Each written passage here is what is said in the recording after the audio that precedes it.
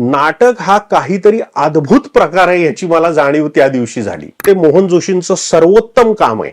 पुण्यात आलं की काही गोष्टी करायला लागतात, जसं चितळ्यांची बाकरवडी खावी लागते तसं पुरुषोत्तम फिरोदी आहे करायला लागतं कॉलेजमध्ये. ते सगळेजण जमले, नाटक वाचून दाखवलं आणि तो प्रतिसाद कमालीचा वाईट होता. ते फार ग्रुपिझम आहे, इथं कुणी कुणाला काही थाराच देत नाही. प्रशांत दामले हा एकमेव स्टार आहे रंगभूमीवरचा. पैसे मिळवून देणारी इंडस्ट्री, असंच टेलिव्हिजनकडे बघितलं पाहिजे. Television is a mere furniture. 2 commercial break मधली जागा अडवणारं ते फर्निचर आहे. या लेखकाला समुद्रात बुडवला पाहिजे, चापकानी फटके मारले पाहिजेत. पुढच्या पिढ्यांच्या बद्दल परिस्थिती चिंता करावी अशीच आहे. अलीकडे पुस्तकं विकत घेणं हे एक फॅशन झालेली आहे.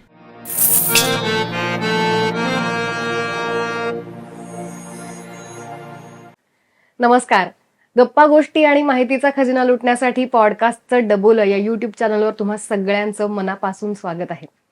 एखादी कलाकृती, मग नाटक असो, चित्रपट किंवा मग टीव्ही सिरियल असो, ती आपण ज्यांच्या विचारातून बघतो किंवा ज्यांच्या विचाराच्या प्रोसेसमधून ती घडलेली असते, निर्माण झालेली असते, अशी एक व्यक्ती या एपिसोडमध्ये आपल्या भेटीला आलेली आहे, ज्यांचं नाव आहे शेखर ढवळीकर. नमस्कार सर. नमस्कार. तुमचं स्वागत आहे पॉडकास्टचं डबोलं या चॅनलवरती.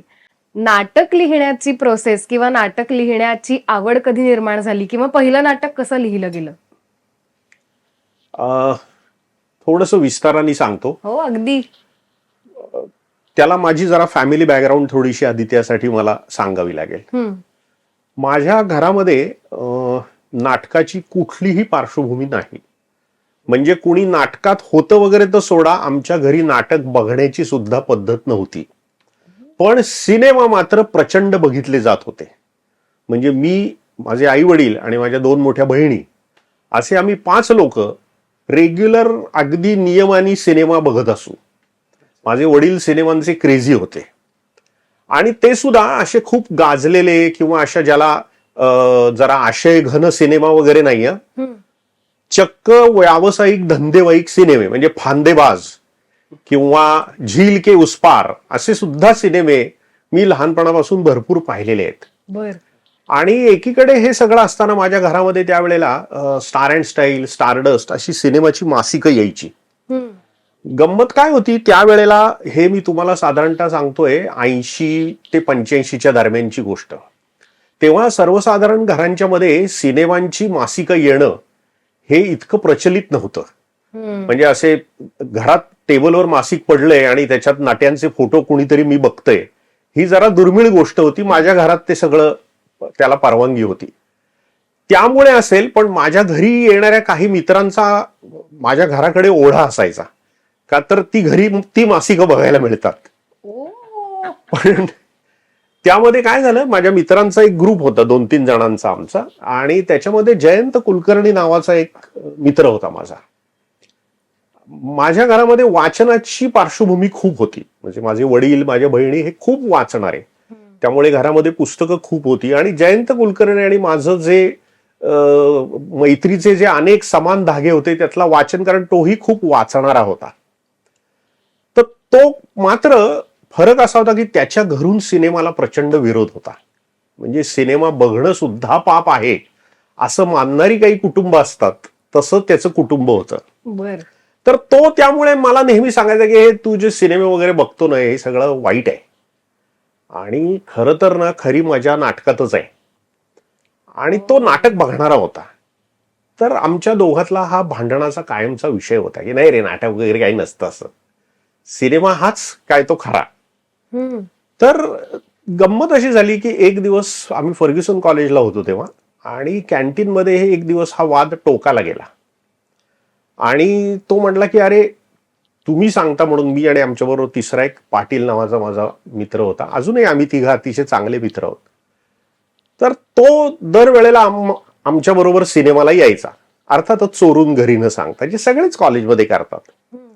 तर तो त्या दिवशी भांडताना असं म्हणाला की मी दरवेळी तुमच्या आग्रहापोटी सिनेमाला येतो की नाही, तुम्ही एकदा तरी माझ्या बरोबर नाटकाला यायला पाहिजे. अरे म्हटलं हा काय त्रास आहे, पण ठीक आहे, आता तो बिचारा 10 वेळा आला होता, एकदा तरी त्याचं ऐकायला पाहिजे. म्हणून फर्ग्युसन कॉलेजच्या कॅन्टीनमध्ये आम्ही नाटकाच्या जाहिराती बघायला वर्तमानपत्र उघडलं. त्याच्यात सगळ्या जाहिराती होत्या. त्यात अनेक मोठमोठ्या नटांचे फोटो आणि जाहिराती होत्या. फक्त मी तोपर्यंत नाटक बघितलं नसल्यामुळं ते मोठे नट आहेत हे माझ्या गावीच नव्हतं. तर काही नावं मला माहित होती. तर आम्ही म्हटलं नाही बाबा हे काय आम्हाला काय कोणी माहिती नाहीत, हे कोण लोक आहेत हे. त्याच्यात खूप मोठमोठी नावं होती.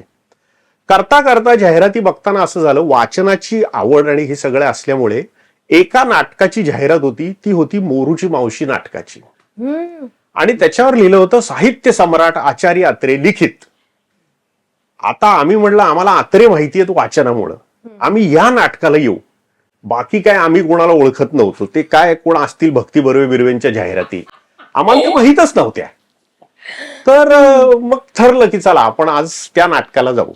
म्हणून आम्ही त्या नाटकाला गेलो. पण जाताना तो आम्हाला सतत सांगत होता की अरे या नाटकात एकही प्रतिथयश कलाकार नाहीये, हे एका हौशी संस्थेचं नाटक आहे, हे कशाला बघायचं, कुठल्या तरी मोठ्या नटाचं नाटक बघू ना. आम्ही म्हणलं बा आता तुझ्यावर आम्ही एवढी मेहरबानी केली आहे ना, आता तुला आमचं ऐकलं पाहिजे, येतोय हेच खूप आहे नाटकाला. म्हणून आम्ही त्या 12:30 वाजता बालगंधर्वला मोरूची मावशी हे नाटक बघायला गेलो. ते नाटक एका किर्लोस्कर ऑइल इंजिन्स नावाच्या संस्थेने केलेलं होतं, म्हणजे एका कंपनीने केलेलं होतं. आणि मी तुम्हाला सांगतो, मी 3 तास ते नाटक बघितलं आणि मी आंतरबाह्य बदललो. नाटक हा काहीतरी अद्भुत प्रकार आहे याची मला जाणीव त्या दिवशी झाली. की पडदा बाजूला जातो, लाईट्स येतात, म्युझिक सुरू होतं आणि त्या 30 बाय 20 फुटाचं जे जग आहे ना, ती काहीतरी जादुई नगरी आहे हा साक्षात्कार मला त्या दिवशी झाला. गंमत म्हणजे त्यावेळी अजिबात नाव नव्हतं, पण त्या नाटकातली मावशीची प्रमुख भूमिका कंपनीत नोकरी करत असल्यामुळे मोहन जोशींनी केलेली होती. आजही मी तुम्हाला सांगतो ते मोहन जोशींचं सर्वोत्तम काम आहे, कारण त्याच्यानंतरची मोहन जोशींची सगळी नाटकं मी बघितलेली आहेत. पण मोहन जोशींनी जे मावशीचं काम केलं होतं ना, ते त्यांचं सर्वोत्तम काम आहे. पण त्यावेळेला मोहन जोशींनाही नाव नव्हतं, आमच्या लेखी तर प्रश्नच नव्हता आम्हाला काही माहीत असण्याचा. पण अद्भुत अनुभव होता तो. आणि आम्ही 12:30चा प्रयोग 3-3:30, कारण ती नाटकं थोडी मोठी असतात, आम्ही बाहेर आलो. आम्ही पूर्ण बदललेलो होतो दोघ जण. म्हणजे जयंत कुलकर्णी तर अक्षरशः नाटकाचा प्रेमी होताच, प्रश्न आमच्या 2 मित्रांचाच होता. बाहेर येऊन आम्ही काय केलं तर, बालगंधर्व थिएटरमधून तुम्ही बाहेर आलात की लगेचच तिकीट खिडकी आहे, बुकिंग विंडो आहे. तिथे 5 वाजता कुठलं नाटक आहे तर ते 5 वाजता प्रभाकर पणशीकरांचं अश्रूंची झाली फुले नाटक होतं. आम्ही तिथंच तिकीट काढून पुन्हा आत गेलो आणि त्या 2 नाटकांनी मला खरोखर नाटकाची जी आवड निर्माण झाली ना, त्याचं श्रेय त्या 2 नाटकांना आणि मोहन जोशी आणि प्रभाकर पणशीकर या 2 नटांना आहे. म्हणजे त्यांच्या लेखकांना आहे, आचार्य अत्रे आणि वसंत कानेटकर, प्लस अर्थात पूर्ण संच आणि सगळं त्याच्यामध्ये उघड आलं. पण प्रामुख्यानं सांगायचं तर त्या दिवशी मला नाटकाची आवड निर्माण झाली. त्याच्यानंतर कॉलेजमध्ये असल्यामुळे पुढे इंजिनिअरिंगला आल्यानंतर पुण्यात आलं की काही गोष्टी करायला लागतात. जसं चितळ्यांची बाकरवडी खावी लागते, तसं पुरुषोत्तम फिरोदी हे करायला लागतं कॉलेजमध्ये. ते म्हणजे त्याच्याशिवाय पुणेकर असल्याचं प्रशस्तीपत्रकच मिळत नाही. तसं कॉलेजशी तो संपर्क आला आणि ते पुरुषोत्तमला मी एकांकिका केल्या, त्या जरा गाजल्या, बक्षिसं मिळाली वगैरे वगैरे. त्या निमित्ताने माझी ओळख, त्यावेळेला मॉडर्न कॉलेजच्या एकांकिका खूप गाजत असत, त्यांना सतत पहिली बक्षिसं वगैरे मिळत असत. त्याचा जो दिग्दर्शक आणि त्या नाटकात प्रमुख काम करणारा जो नट होता त्याचं नाव गगन विहारी बोराटे. त्याची माझी त्या निमित्ताने ओळख झाली. लवकरच अजूनही आम्ही खूप चांगले मित्र आहोत. कॉलेजमधून बाहेर पडल्यानंतर मी माझ्या इंजिनिअरिंगच्या क्षेत्रात काहीतरी करायला धडपड करत होतो. तो नाटकाच्या क्षेत्रात काही करू पाहत होता आणि तो मला एक दिवस असं म्हणला की अरे माझ्या डोक्यामध्ये, म्हणजे त्याच्या, एक भारत सासणे नावाचे अतिशय प्रतिथयश आणि उत्कृष्ट लेखक आहेत मराठीत. तर भारत सासणेंच्या एका कथेवर त्याला नाटक करायचंय. तर म्हटलं चांगली गोष्ट आहे, मी कथा वाचली, छान आहे. तेव्हा लिखाण माझ्या डोक्यात नव्हतं, मग तो रोज मला आपलं सांगायचा की मी या लेखकाकडे गेलो, तो आता लिहितोय बरं का, अरे वा चांगली गोष्ट आहे. मग महिना 2 महिन्यांनी तो म्हणायचा अरे नाही ते काही झालं नाही, त्याच्या ज्याने काही होत नाहीये किंवा त्याला जमत नाहीये, तो लेखक टाळाटाळ करतोय, बिझी असेल कोणीतरी एखादा लेखक. मग तो दुसऱ्या लेखकाकडे जायचा. असं 3-4 वेळा झालं, यात वर्ष 1.5 वर्ष गेलं आणि हळूहळू तोही वैतागला होता. अरे आता काय हे होतंय का नाही, मी नुसताच ही कथा घेऊन फिरतोय, याचं नाटक होणार आहे की नाही. आणि मला आठवतंय आम्ही 2 जण स्कूटरवरून टिळक रोडनी चाललो होतो, एसपी कॉलेजच्या सिग्नलला थांबलेलो होतो. तेव्हा तो मला बोलताना हे सगळं थोडासा त्याचा त्रागा सांगत होता की इतक्या लेखकांकडे गेलो, ते काय होतच नाहीये. आणि मला का अटॅक आला मला माहित नाही. मी त्याला म्हणलं मी लिहू का, तर तो म्हणला लिही की, त्यात काय. तर मग मी लिहायला बसलो. आणि खरं सांगतो, मी त्या वेळपर्यंत नाटकाचा असा कुठलाही अभ्यास केलेला नव्हता. नाटकं खूप बघितली होती, कारण जसं ज्या 2 नाटकांचा मी पहिल्यांदा उल्लेख केला, मोरूची मावशी आणि अश्रूंची झाली फुले, तो नाद लागल्यानंतर मी दिसेल ते नाटक पाहायचो. म्हणजे आजही मी सगळी नाटकं बघतो. म्हणजे मला कुणाच एकांकिका असल्या, त्यामुळे मी परीक्षक होण्यात फार पॉप्युलर आहे, कारण मला सगळी नाटकं बघायला आवडतात. त्यामुळं सगळ्या लोकांचा मी परीक्षक म्हणून, कारण हा येतो पण त्यांचंही बजेट नसतं, कमी पैशात मीही जातो, त्यामुळे होतं ते सगळं. तर त्यामुळे सगळी नाटकं बघून होतात. तर तो मला एकच वाक्य म्हणाला की तू काही नाटकाचा अभ्यास आत्ता करू नको, तू इतकी नाटकं बघितलीस, तुला जे वाटतंय तसं लिही, मग आपण बघू पुढं ते कसं होतंय. तुला काय वाटतंय की नाही रंगमंचावर धबधबा दिसतोय, तू लिही ना, धबधबा दिसतोय, आपण काय करायचं बघू पुढं. हे झाल्यानंतर मी ते नाटक लिहायला घेतलं. मी ते नाटक लिहिलं. दरम्यानच्या काळात पुण्यामध्ये आमचा सगळ्या कॉलेजमध्ये पुरुषोत्तम मध्ये काम करणारी जी मुलं होती, ती आता सगळीच कॉलेज संपून पुढे मोठी झाली होती, आपापल्या व्यवसायात स्थिरावत होती. त्यांचा एक ग्रुप जमलेला होता, कारण सगळेच नाटकवेडे आणि प्रत्येक ठिकाणी असतात असे ग्रुप. तर ते लिहून झालं नाटक माझं. आणि मी असं ठरवलं की, कारण का त्यातले काही लोक आपल्याला सिनियर होते, त्यांना कॉलेजेसमध्ये वेगवेगळी बक्षिसं मिळालेली होती, त्यामुळे त्या वेळेला तेच आपले हिरो असतात ना, तर त्यांना वाचून दाखवायचं असं ठरलं. मग त्याचं एक दिवस असं ठरलं, ते सगळेजण जमले, नाटक वाचून दाखवलं आणि तो प्रतिसाद कमालीचा वाईट होता. वाईट म्हणजे हा साक्षर आहे एवढंच आम्ही फार फार तर म्हणू शकतो, असा तो प्रतिसाद होता. आणि त्या दिवशी माझ्या लक्षात आलं नाही, एक 10-15 वर्षांनी मला हे लक्षात आलं की समवयस्कांची दाद मिळवणं नेहमी कठीण असतं. आपल्या बरोबरचे लोक आपलं कौतुक कधी करत नाहीत. तर आता बरं, तो जो गगनविहारी बोराडे होता त्याला माझं स्क्रिप्ट फार आवडलं होतं. तो म्हणला अरे हे बेस्ट आहे, हे नाटक छान आहे, हे आपण करूया. आता नाटक करूया म्हणल्यावर काय करायचं काहीच माहिती नाही ना, व्यावसायिक नाटक असतं कसं, होतं कसं.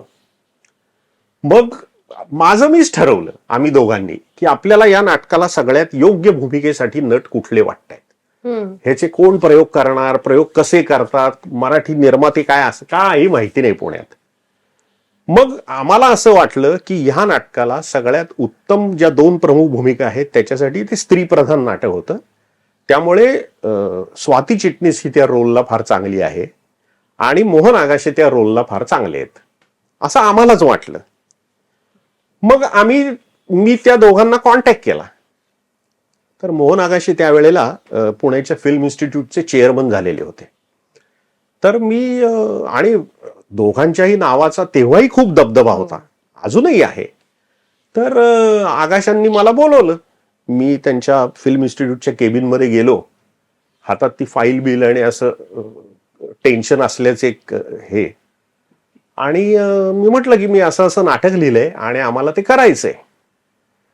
तर आगाशे म्हणले अरे पण मी थिएटर अकॅडमी सोडून कुठं काम करत नाही, व्यावसायिक नाटक तर मी अजिबात करत नाही. कारण तेव्हा ते फक्त घाशीराम कोतवाल करायचे थिएटर अकॅडमीच्या, कारण ती त्यांची स्वतःची संस्था होती, त्यांनी स्थापन करून सगळं त्यांची असावी अशी संस्था होती.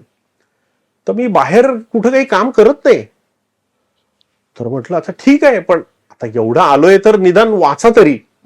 असं मी त्यांना म्हणतो. ते म्हणले हो हो, मी अगदी आनंदाने वाचतो आणि मला काय वाटतंय ते तुला मनापासून सांगेन मी. मग त्यांनी मला एक तारीख सांगितली की बाबा इतक्या इतक्या एक 15 दिवसांनी तू ये, मी वाचून ठेवतो. दरम्यान एक मित्र होता पुण्यातला, राजेश दामले नावाचा. तो स्वाती चिट्टीसला घेऊन काहीतरी असे वाचनाचे वगैरे कार्यक्रम असतात ना, असे कार्यक्रम करायचा. म्हणजे मदर्स डेच्या दिवशी आईवरच्या कविता वाच वगैरे असे लोक असतात ना खूप, तसं काहीतरी तो करायचा. तर त्याला फोन केला, म्हटलं अरे बाबा त्या स्वाती चिटणीसांचा नंबर वगैरे पाहिजे. तर त्यांनी दिला, लगेच कॉन्टॅक्ट करून दिला वगैरे सगळं. तर मी त्याला फोन केला आणि ती म्हणाली ठीक आहे, मी पुण्यात आहे सुदैवानी. आता जरी ती मुंबईची असली तरी मी पुण्यात आहे, तुम्ही हा माझा पत्ता आणि तुम्ही या. बरं, आम्ही गेलो. ती राहायची एअरपोर्टच्या आवारात, पुणे एअरपोर्टच्या. तिचे सासरे एअर मार्शल होते. तिचा नवरा हा इंडियन नेव्हीमध्ये हेलिकॉप्टर पायलट वगैरे असा खूप टॉप पोस्टला. त्यामुळे ते एअरपोर्टच्या आवारातलं डिफेन्सचं घर, ते डिफेन्सचं वातावरण सगळं इंग्रजी. बरं, आमची म्हणजे साधारण चाळीतलंच आयुष्य ना, त्याच्यामुळे ह्या अशा वातावरणात मराठी नाटक वाचलं जातं हाच अनुभव नवीन होता. म्हणजे तिथे एक कुत्राच आहे आणि काहीतरी, म्हणजे ते सगळं एअरफोर्सचं वातावरण होतं. अरे म्हटलं इथं कसं काय मराठी नाटक आणि हे काय म्हणजे आपलं होणार. पण शी वॉज व्हेरी कोऑपरेटिव्ह, अतिशय वॉर्म. तिने सगळं खूप रिसीव्ह केलं वगैरे. ते वाचन झालं आणि तिने सांगितलं की बाबा मला नाटक आवडलंय, हे कोण करणार आहे. आता कोण करणार आहे, आमच्याकडे काही उत्तरच नव्हतं, कारण आम्हाला माहितच नाही कोण करणार. म्हणजे आम्ही अरे नाही, पण प्रोड्यूस कोण करणार, ह्याचं बॅनर काय. म्हटलं काय माहित नाही बाबा, बघतो. दरम्यान काय झालं, मी फिल्म आर्काइव्हजला त्यावेळेला एका कुठल्या तरी सिनेमाचं स्क्रीनिंग होतं, म्हणून ते सिनेमा बघायला म्हणून मी गेलो. तर तिथे मला मोहन आगाशे भेटले. ते सिनेमा बघायला आले होते. तर आपल्याला असं मध्येच भेटले की जरा आठवण करण्यासाठी आपण PR वगैरे वाढवतो ना, की काय म्हणताय डॉक्टर वगैरे असं जरा. तर म्हणजे वाचलत का असं डायरेक्ट विचारता येत नाही ना. तर ते म्हटले अरे हा तू उद्या ये बर का फिल्म इन्स्टिट्यूटमध्ये. म्हटलं बरं येतो. जरा बरं वाटलं की यांनी वाचलेलं वगैरे दिसतंय म्हणून मी त्यांच्याकडे गेलो दुसऱ्या दिवशी. तर ते म्हटले हे बघ ही तुझी फाईल इथं आहे आणि माझी फक्त 7 पानं वाचून झालेली आहेत. आणि त्यांनी ते दाखवलं, बुकमार्क वगैरे सारखं घालून ठेवलेलं. अरे मनात म्हटलं मग कशाला बोलवलं यांनी, 7च पानं वाचून झाली आहेत तर. मला आगाशे म्हटले मी 7च पानं वाचली आहेत, पण मला हे आवडले आणि हे मी करीन बर का. वा. अरे हा धक्काच होता मला. तर ते म्हणले मला हे आवडलंय. त्यांनी पुढच्या काही दिवसात ते वाचलं आणि ते म्हटले नाही मी करीन, थिएटर अकॅडमीच्या बाहेरही करीन मी, हे नाटक चांगलं आहे. बरं आता पुढं करायचं काय, आता काही माहीतच नाही ना. तर म्हटलं बरं बघतो आता काहीतरी. आता आपली पण जबाबदारी वाढली. आता हे दोघंही विचारायला लागले पुढं काय. दरम्यान एक योगायोग असा झाला की आपल्या मराठीतल्या ज्या अतिशय मोठ्या ऍक्ट्रेस आहेत, सुहास जोशी. सुहास जोशींच्या मुलीचं लग्न होतं मुंबईमध्ये आणि त्या लग्नाच्या रिसेप्शनला त्यांनी सगळ्या कलावंतांना, ऑब्व्हियसली सगळ्यांची त्यांचे पर्सनल संबंध खूप चांगले असल्यामुळं त्यांनी सगळ्यांना रिसेप्शनला बोलवलं होतं. त्या रिसेप्शनला हे सगळे कलाकार जमलेले आणि तिथे लता नार्वेकर नावाच्या निर्मात्या आल्या होत्या त्या रिसेप्शनला. त्यांनी स्वाती चिटणीसला सहज, आपण प्रत्येक जणच भेटलं की विचारतो नवीन काय चाललंय, नवीन कोण करतंय, काय करतंय. त्यांनी स्वातीला विचारलं काय चाललंय स्वाती. ती म्हणाली काही नाही बाई, पुण्यात आहे सध्या आणि मुलाचं 10वीचं वर्ष म्हणून जरा हे सगळं चालू आहे, पण आत्ताच एक चांगलं नाटक वाचलं पुण्याचं आणि ते मी करणार आहे. तर कोण करतंय. ती म्हणली काहीच माहित नाही हो, तो लेखकही नाव आहे, त्याचं पहिलंच नाटक आहे. फक्त तो मला असं म्हणालाय की मोहन आगाशे सुद्धा हो म्हणालेत. त्या म्हणल्या अरे पण मोहन आगाशे तर बाहेर काम करत नाहीत, कारण या लता नार्वेकरांनी सुद्धा मोहन आगाशांना पूर्वी 1-2दा दुसऱ्या नाटकांसाठी विचारलं होतं. त्या म्हणल्या नाही असं नाहीये. तर ती म्हणली माहिती नाही भाऊ, आता तो बोललाय मला, माझं काय आगाशांशी बोलणं झालेलं नाही. गंमत अशी झाली की त्या रिसेप्शन मधून त्यांनी स्वाती चिट्टीसला विचारलं, तुझ्याकडे त्या लेखकाचा नंबर आहे का? ती म्हणली आहे.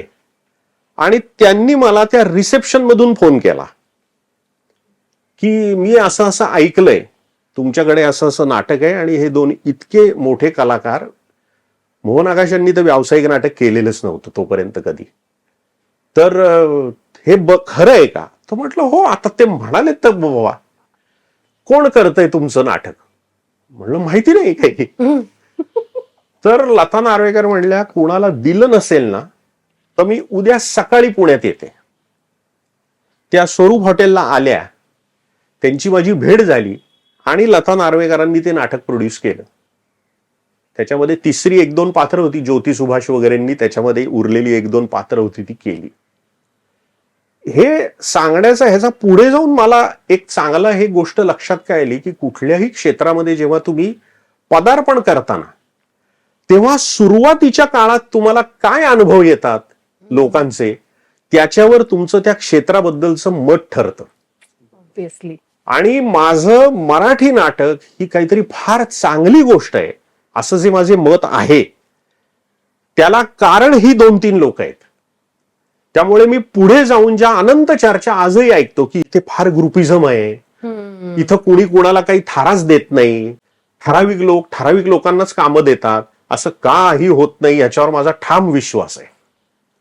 कारण मला असं कुणीच वागवलेलं नाही. त्यामुळे हे पहिलं नाटक झाल्यानंतर मला जेव्हा जेव्हा कुणी की अरे नाही आमची नाटकं कुणी वाचतच नाही, त्या लोकांचे अनुभव खोटे असतील असं मी म्हणत नाही, पण त्याच्या मागे कुणाचा तरी वाईट हेतू आहे यावर मात्र माझा विश्वास बसत नाही. माझ्या दुसऱ्या नाटकाला मी हे सगळे वाईट अनुभव घेतले, पण तरी सुद्धा माझं मत असं झालं नाही याचं कारण माझा पहिला अनुभव इतका चांगला होता. तर नाटकाचं नाव सांगा ना आपल्या सगळ्या ह्या नाटकाचं नाव होतं सावर्रे. आणि याच्यामध्ये ते गगनविहारी बोराटेनीच बसवलं. ते नाटक अतिशय गाजलं. दिल्लीला त्यावेळेला सुरू झाली होती राष्ट्रीय नाट्य स्पर्धा. प्रत्येक भाषेतलं एक टॉपचं नाटक येऊन त्याचं सादरीकरण व्हायचं. त्याच्यात मराठीतून हे नाटक निवडलं गेलं होतं आणि इतर भाषातही त्याची भाषांतर होऊन प्रयोग झाले आणि खूप मोठ्या लोकांनी ते पाहिलं, त्यांना आवडलं. म्हणजे तेंडुलकर त्या नाटकाला आले किंवा इतर हिंदीतले अनेक, पण ह्याचं सगळं श्रेय मोहन आगाशांना आहे. त्यांचा जो सगळा जनसंपर्क, विविध भाषात त्यांनी केलेलं काम, त्यांचं थिएटर अकॅडमीचं असणारं नेटवर्क, अन्यथा गिरीश कर्नाडसारख्या लेखकांनी माझं नाटक बघायला येण्याचं काही कारण नाही. ते येण्याचं कारण मोहन आगाशे आहेत. आणि हे निश्चितपणे मान्य केलं पाहिजे की त्यांनी भारतातले जे महत्वाचे फेस्टिवल्स असतात, जसं कलकत्त्याचा नांदीकार फेस्टिवल आहे, दिल्लीचा NSDचा फेस्टिवल आहे, या सगळीकडे त्या नाटकाचे जे प्रयोग झाले त्याचं श्रेय मात्र 100% मोहन आगाशांना आहे. आणि तर त्यामुळे मी म्हटलं तसं की मला पहिल्या नाटकाला मला असा काहीही त्रास झाला नाही. त्याच्या पुढे थोडेसे त्रास झाले नाही असं नाही, पण माझं मन त्यामुळे कधी कुणाविषयी किंवा या क्षेत्राविषयी कलुषित झालं नाही. कमाल आहे. म्हणजे नाटक माहिती नसलेला माणूस अनेक नाटकं बघून नंतर पहिलंच जे नाटक लिहितो ते इतकं गाजतं, त्याला इतकी प्रतिष्ठा मिळते. आणि त्यानंतरची ही अनेक नाटकं म्हणजे नकळत सारे घडले असेल किंवा बहुरूपी असेल, तर त्या नाटकांबद्दल स्पेसिफिकली ऐकायला आवडेल. नाही, नकळत सारे घडले हे नाटक खूप गाजलं वगैरे हे सगळं खरं असलं ना, तरी ते होण्याची जी कथा आहे ना ती त्या नाटकापेक्षा ड्रॅमॅटिक आहे. म्हणजे त्यातले 2 भाग आहेत. एक तर ते नाटक कसं लिहिलं गेलं ही एक कथा आहे, त्याच्याकडे जायचं का नाही हे आपण नंतर ठरवू. पण ते नाटक मी लिहिलं, एकतर ही 2-3 नाटकं मी एकाच वेळेला लिहिलेली होती. म्हणजे ज्या वेळेला सावर्रे होत होतं ना, प्रयोग चालू, तेव्हा माझ्याकडे नकळतचं स्क्रिप्ट लिहिलेलं होतं. ओके. आता ते करायचंय, आता थोडासा अंदाज आला होता नाटक करायचं म्हणजे काय. तर मी खरोखर सांगतो, मी सगळ्या निर्मात्यांच्याकडे गेलो. मराठीत असे निर्माताच उरला नाही ज्याच्याकडे हे नाटक गेलं नाही. गंमत म्हणजे सगळ्यांना ते नाटक आवडलं होतं, सगळ्यांना ते नाटक करायचं होतं, पण काही केल्या ते करण्याचा योगच येत नव्हता. म्हणजे त्याच्यात सुरस कमी आणि चमत्कारिक कथा आपल्याकडे जास्त असतात. तर उदाहरणार्थ मी सुरुवातीला असं एक आपलं हे असतं ना की नाही आपल्या ग्रुपमधून हे झालं पाहिजे यार, आपण आपण सगळे एकत्र मोठे होऊ वगैरे, असं एक भाबडेपणाचं वय असतं, तो वेडेपणा असतो, हे पुढे गेल्यावर कळतं. तर आम्ही आमच्याच ग्रुपमध्ये ठरवलं की एक आमचा सुहास कुलकर्णी नावाचा चांगला दिग्दर्शक नट मित्र होता, तो गेला पुढे, तरुण वयात लवकर गेला फार. आणि आमच्या ग्रुपमध्ये एक तरुण मुलगा होता, म्हणजे त्याच्यात 3 प्रमुख पात्र आहेत, एक जे विक्रम गोखल्यांनी केलं, एक स्वाती चिटणीसनी केलं आणि एक जितेंद्र जोशींनी केलं. तर विक्रम गोखल्यांनी केलेल्या रोलच्यासाठी आधी माझ्या डोक्यात सुहास कुलकर्णी होता, कारण आपला ग्रुप, आपलं स्पिरिट आहे यार वगैरे. आणि मग जितेंद्र जोशीच्या रोलसाठी आमच्या ग्रुपमध्ये सगळ्यात लहान एक तरुण मुलगा होता, जो पुढे जाऊन मोठा नट झाला, आनंद इंगळे. तर आनंद इंगळे आमच्याकडे त्या रोलला होता, तर आपण हे करायचं.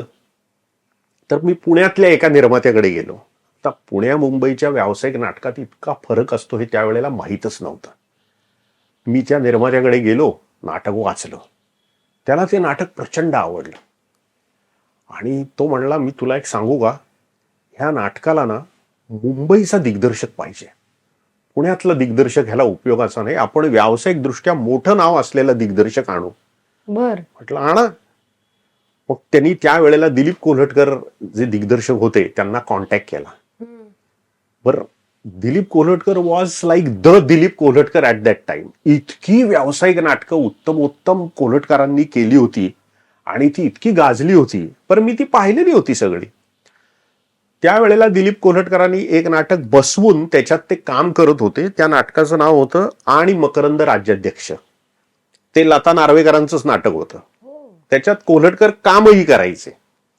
तर पुण्यात त्यांचा प्रयोग होता. त्यावेळेला त्या निर्मात्यांनी दिलीप कोल्हटकरांना कॉन्टॅक्ट केला की माझ्याकडं असं असं एक चांगलं स्क्रिप्ट आलेलं आहे, तुम्ही ते करावं अशी इच्छा आहे, तर वाचनाला या. वाचन ठरलं. दिलीप कोल्हटकरांचं पुण्यात घर होतं तेव्हा. आम्ही गेलो सगळे निर्माते, मी, त्या निर्मात्यांच्या बरोबर 2-3 मंडळी होती. अख्खं नाटक मी वाचलं. दिलीप कोल्हटकर एक शब्दही बोलले नाहीत. बर, अरे यार, दिलीप कोल्हटकर काही बोलले नाहीत म्हणजे काय, आतापर्यंत लोकांना आवडलं ते चुकीचंच आहे की काय. आणि आम्ही असे खाली आलो, त्यांना जायचं होतं रिक्षात बसवून द्यायला वगैरे, आणि त्यांना पायाचा थोडा त्रास होता, त्यांना चालायला वगैरे जरा त्रास व्हायचा, त्यामुळे वजन थोडंसं त्यामुळे त्यांचं वाढलेलं होतं. तर आता रिक्षा थांबवायची, त्यांना रिक्षात बसवून द्यायचं वगैरे, ह्याच्यासाठी आम्ही तिथे थांबलो होतो. तर रिक्षात त्यांना बसवलं आणि बसवताना ते मला म्हणले की उद्या 11 वाजता बालगंधर्वला ये, असं रिक्षात बसता बसता त्यांनी मला निरोप दिला. दुसऱ्या दिवशी बालगंधर्वतून नाटकांच्या दौऱ्याच्या बस निघायच्या. ते पुण्यातला प्रयोग करून पुढे कुठेतरी दौऱ्याला जाणार असावेत.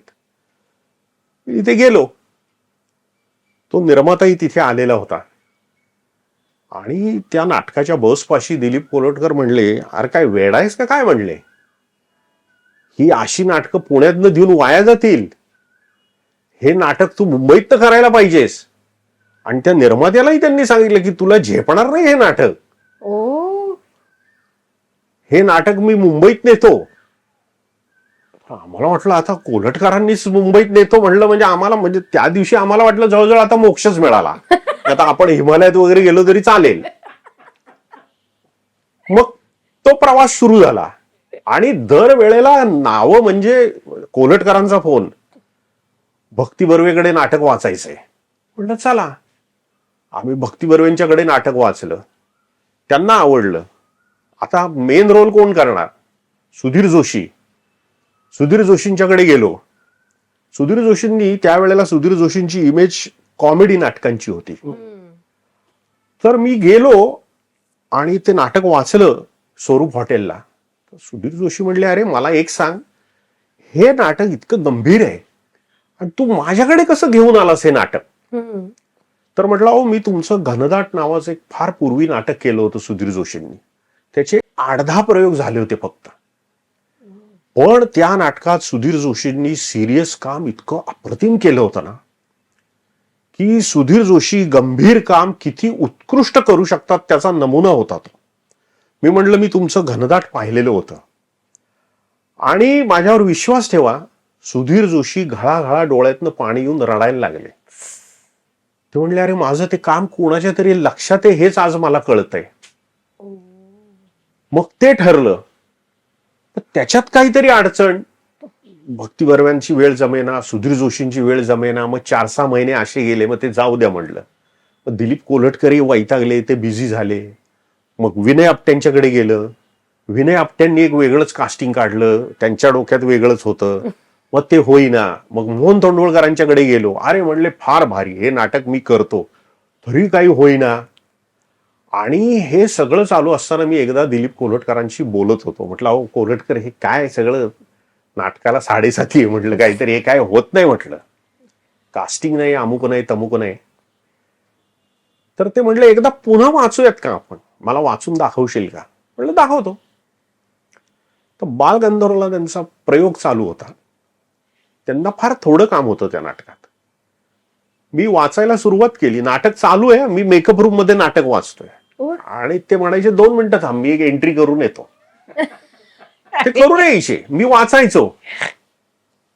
आणि ते वाचन संपलं. आणि ते म्हटले, यार खरंच आता ह्याचं काय करायचं वगैरे वगैरे. आणि दुसऱ्या दिवशी त्यांचा मला फोन आला. ते म्हणाले, अरे एक अगदी वेगळं नाव डोळ्यासमोर आलंय. म्हटलं कोणाचं? ते म्हणाले, विक्रम गोखले.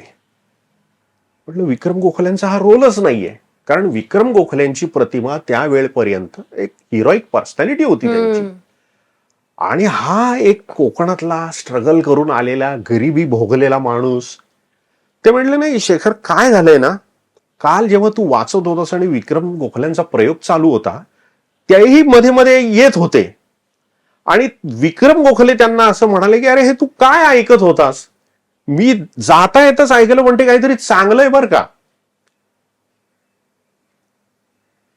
त्यानंतर एक विक्रम गोखल्यांना गाठणे हा एक पंचवार्षिक योजना सुरू झाली. कारण ते खूप बिझी होते. आणि काही केल्यावर दरम्यानच्या काळात काय झालं, मला नाट्यक्षेत्रात ज्या लोकांच्या ओळखी होत्या ना, त्यांनी मला विक्रम गोखल्यांविषयी इतकी भीती घातली की ते भेटतच नाहीत, ते असेच वागतात, ते तसेच वागतात. अरे म्हटलं, आता हे करायचं बरं. आधी इतक्या लोकांच्या नकारात्मक ते पुढं पुढं आलेलं. मग दरम्यान सावर्रेचे प्रयोग चालू होते. म्हणून मी त्या नाटकातल्या रोलसाठी म्हणून स्वाती चिटणीसला ते नाटक वाचून दाखवलं. ते म्हणले, अरे छान आहे हे नाटक, मी करीन, पण मेन रोल कोण करते? तर म्हटलं, असं असं सगळे झालंय, सुधीर जोशी, विनय आपटे, अमुक तमुक तमुक. पण आता विक्रम गोखल्यांच्या मी बरेच दिवस माग आहे, पण ते काही हाताला लागत नाहीयेत. आणि ते जेन्युइन बिझी होते, ते काही मला टाळत वगैरे नव्हते. तर विक्रम गोखले आणि स्वाती चिटणीसांनी पूर्वी संकेत मिलनाचा नावाचं एक फार गाजलेलं नाटक केलं होतं. कमाल 2च पात्रांचं नाटक होतं. अफलातून प्रयोग व्हायचा त्या नाटकाचा. म्हणजे तुमचा विश्वास बसणार नाही, पहिले 157 प्रयोग त्या नाटकाचे हाऊसफुल होते. कमाल नाटक. म्हणजे मराठीत जे नाटक ज्यांनी पाहिलंय ना, ते लोक ते नाटक कधीही विसरणार नाहीत. आणि ती म्हटली, अरे मी विक्रम बरोबर काम केलंय, विक्रम असं करणार नाही, लोक काय सांगतात ना त्याकडे लक्ष देऊ नको. तिने विक्रमला फोन केला. मी अरे तुरेत बोलतोय, यावर जाऊ नका, बोलण्याचा भाग आहे. मला माझ्या मनात आदरच आहे या सगळ्यांविषयी, कारण हल्ली कुणाच्या भावना कशाने दुखावल्या जातील सांगता येत नाही. तर तिने विक्रम गोखल्यांना फोन केला की, अरे असं असं सगळं चाललंय आणि लोकांनी त्याला तुझ्याबद्दल असं असं सांगितलंय. आणि त्या मला म्हणाल्या होत्या की विक्रम हा हार्डकोर थिएटरचा माणूस आहे, तो खरा नाटकवाला आहे, तो असं वागणार नाही. आणि तिने वेळ घेतली आणि एक दिवस तिने मला मी तेव्हा पुण्यात राहत होतो, मुंबईत बोलवलं.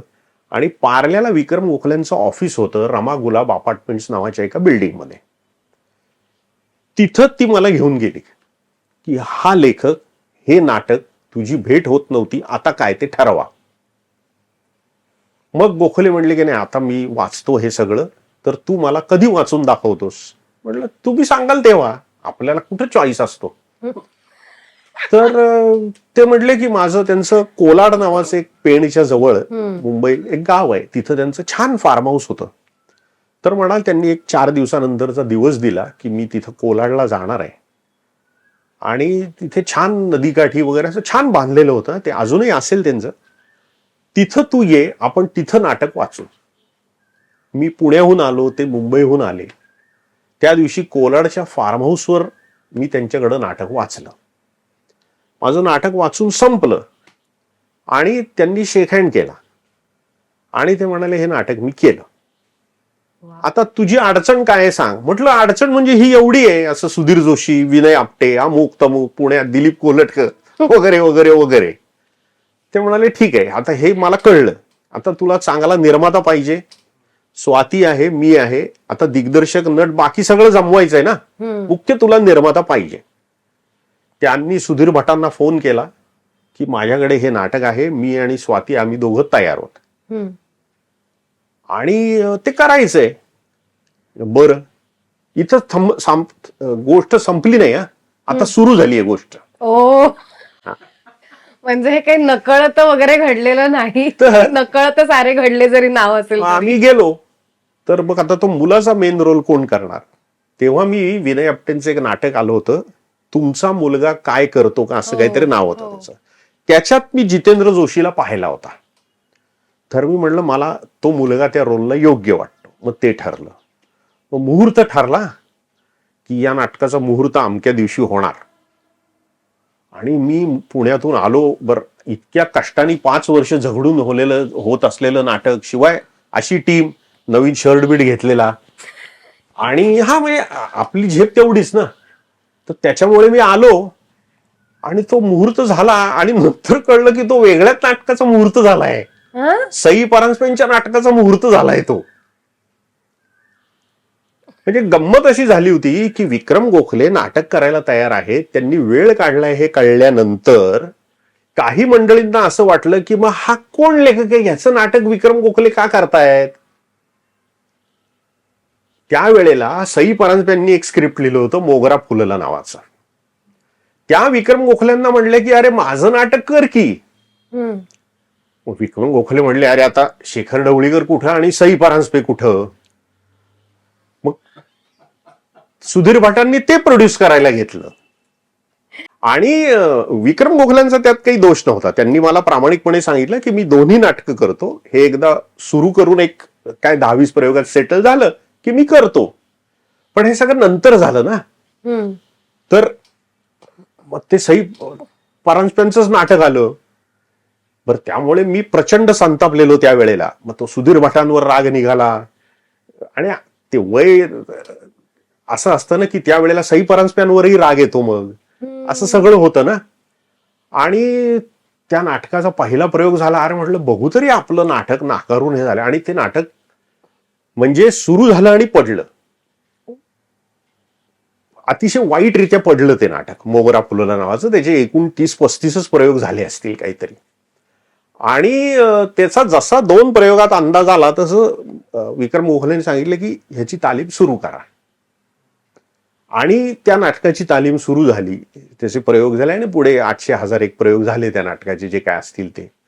पण त्या इतक्या गंमत काय आहे, ते नाकारत कुणीच नव्हतं, पण ते होत नव्हतं की हे जे. कारण काय होतं, आता सुधीर जोशी हो म्हणाले तर एखाद्या निर्मात्याला सुधीर जोशी नको आहेत. मग माझ्या पुढे प्रश्न पडायचा की आपण निर्माता सोडायचा का सुधीर जोशी सोडायचे. पण इव्हेंच्युअली ते सगळं पार पडलं आणि ते नकळत सारे घडले हे. आणि सुरू झाल्यानंतर मात्र काय म्हणूयात आपण, ते खूप लवकर पिकअप झालं, गाजायला लागलं. त्याचे खूप प्रयोग झाले प्रचंड. सुधीर भटांनी त्याचे खूप जगभर प्रयोग केले.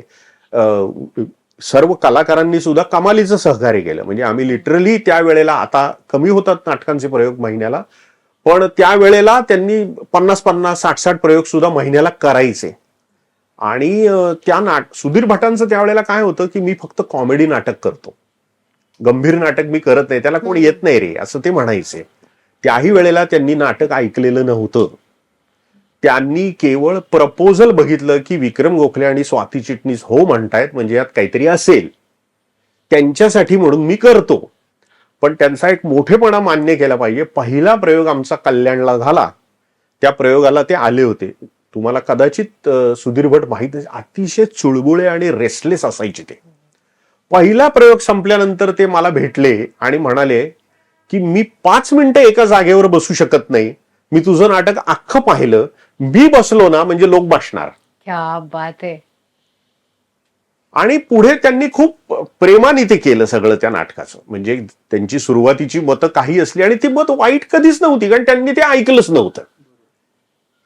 पण त्यांचा असा एक समज होता की गंभीर नाटकं चालत नाहीत आणि ते त्यामुळे त्यांच्याकडे स्क्रिप्ट घेऊन गेलं की ते प्रश्नही तसेच विचारायचे, किती टक्के कॉमेडी आहे वगैरे. हो. आता ते कसं मोजतात हे मला कधीच कळलं नाही, पण ते असं विचारायचे. म्हणजे त्याच्या पार्श्वभूमीवरती एक नवीन नाटक होऊ अगदी अगदी शकतं. अगदी अगदी अगदी. आणि ते कसं झालं, थोडंसं मग सुधीर भटांच्याकडे दिलं तर आता गोखल्यांनी प्रेमाने केलं ना सगळं, पण गोखल्यांना हे माहितच नाही की मी त्यावेळेला ऑलरेडी मोहन तोंडवलकरांशी बोललोय त्या नाटकाबद्दल. मग त्यांच्याकडे जाऊन वाईटपणा घ्यायची जबाबदारी माझ्यावर आली किंवा नाही मी दुसरीकडे करतोय. पण हेही सांगतो, तोंडवलकरांनी कधीही नाही, ते म्हणजे ठीक आहे तुझं होतंय ना नाटक चांगल्या संसात, ते महत्वाचं आहे, कर तू. त्यामुळे मी परत मगाशी म्हटलं तसं असा कोणी राग धरला नाही किंवा असं काही कोणी म्हणालं नाही. नाटकं तर सगळी छान सुरू होती, सगळी सुरळीत, अतिशय उत्तम आकडे गाठणारे प्रयोगही चालू होते. मग सिनेमाकडे जावं किंवा टीव्हीकडे जावं हे कधी वाटलं? खरं टीव्हीकडे जावं हे नंतर वाटलं, आधी सिनेमाचं सांगतो. परत त्याच्यात एक मनोरंजक योगायोग आहे. मी मगाशी ज्या सावर्रे नाटकाचा उल्लेख केला ना, त्याच्यामध्ये स्वाती चिटणीस काम करत होत्या. त्या वेळेला काम करत होत्या एका हिंदी सिनेमामध्ये. त्या सिनेमाचं नाव होतं जंगल, राम गोपाल वर्माचा. आणि ती त्या सिनेमाच्या शूटिंगसाठी गेली होती. बंदीपूर म्हणून एक जंगल आहे तामिळनाडू आणि कर्नाटकच्या बॉर्डरवर, म्हणजे ते दोन्ही राज्यात येतं. त्या जंगलात राम गोपाल वर्मा शूटिंग करत होते. तिथे जंगलातच त्यांचं शूटिंग चालू होतं, त्यामुळे जंगलात शूटिंग करण्याच्या बऱ्याच अडचणी असतात. सो एक दिवस असा योगायोग आला की शूटिंग काही कारणाने थांबलं होतं किंवा लाइटिंग वगैरे चालू असेल आणि राम गोपाल वर्मा आणि सगळे दिग्दर्शक असे बसले होते, कलाकार. तर त्यांनी स्वाती चिटणीसला असं विचारलं की तुम्ही अदरवाईज काय करता, मी तुम्हाला फारसं सिनेमात हिंदी पाहिलेलं नाही वगैरे वगैरे. तिने सांगितलंय मुख्यतः मराठी नाटक आणि असं तसं सिरियल्स वगैरे. तर मग आत्ता काय चालू आहे? ती म्हणाले मी मराठी नाटक करतेय आता, सावर्रे नावाचं, त्याचे प्रयोग चालू आहेत. काय नाटक आहे? तिने ढोबळमानाने गोष्ट आणि काय घडतंय हे सांगितलं. म्हणला अरे मस्त आहे, हे कोणी लिहिलंय? तर तिने सांगितलं असा असा लेखक आहे. तुमचा विश्वास बसणार नाही, मी पुण्याच्या FTI जवळ त्या दामलेंचं एक सुरुची नावाचं रेस्टॉरंट आहे, आता त्याचं नाव बदलून काहीतरी वेगळं झालंय, तिथे बसलेलो असताना माझा मोबाईल वाजलाय आणि मला राम गोपाल वर्मांचा फोन आलेला होता की मी असा असा बंदीपूरच्या जंगलातून बोलतोय, माझ्या ऑफिसचा माणूस तुमच्या तिकिटाची व्यवस्था करेल, उद्या निघून बंदीपूरच्या जंगलात या. हा, मी बंगलोरच्या विमानतळावर दुसऱ्या दिवशी उतरलो, त्यांच्या प्रोडक्शनची गाडी मला न्यायला आली होती. मी तिथून एक 6-1 तास प्रवास करून त्या जंगलात गेलो. मी रामगोपाल वर्मांना भेटलो. ते म्हणले अरे हे मी सगळं ऐकलं वगैरे वगैरे आणि माझ्या डोक्यात असा असा एक विषय आहे. तर तो पुढे जो सिनेमा झाला भूत, अजय देवगण वगैरेंना घेऊन त्यांनी केला, तर तो विषय त्यांनी मला सांगितला. बरं त्यावेळेला काय झालं होतं, नुकतंच सावर्रे आलं होतं, गाजत होतं, मोहन आगाशे स्वाती आपल्याला हो म्हणलेत. बरं सिनेमे तर काय आपण बालपणापासून बघत आलोय आणि त्यामुळे मला वाटलं अरे उद्या लिहितो. आणि नंतर माझ्या असं लक्षात आलं, त्यांनी आयडिया सांगितल्यानंतर मी पुढे बराच काळ त्यांच्या संपर्कात होतो. मला काहीही लिहिता येत नाही हे मला त्या दिवशी लक्षात आलं. सिनेमा ह्याचं कारण ते ज्या पद्धतीने सिनेमाचा विचार करतात, ते ज्या पद्धतीने सिनेमाच्या स्क्रिप्टकडे बघतात, ते मला नवीन होतं सगळं. हे असा मी कधी विचारच केलेला नव्हता सिनेमाचा. तिथपासून मी थोडासा सिनेमाचा गंभीरपणे विचार करायला लागलो. मग मी थोडासा सिनेमाचा अभ्यास केला, सिनेमाची काही पुस्तकं वाचली आणि माझी एक पद्धत आहे की मला ज्या लोकांबरोबर काम करावं असं वाटतं ना, त्या लोकांना मी थेट कॉन्टॅक्ट करतो.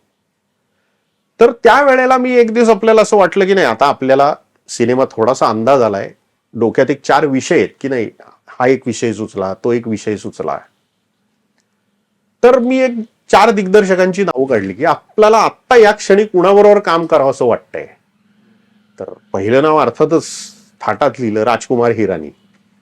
आपल्याला राजकुमार हिरानींबरोबर काम करायचंय. ठीक आहे. दुसरं नाव लिहिलं आशुतोष गोवारीकर. तिसरं नाव लिहिलं सूरज बडजात्या. नावं लिहायला काय लागतंय, आपलीच वही आपलंच पेन आहे. त्यावेळेला असं झालं की लगे रहो मुन्ना भाई हा सिनेमा लागून येऊन गाजत होता, ज्याच्यात गांधींची भूमिका दिलीप प्रभावळकरांनी केली होती.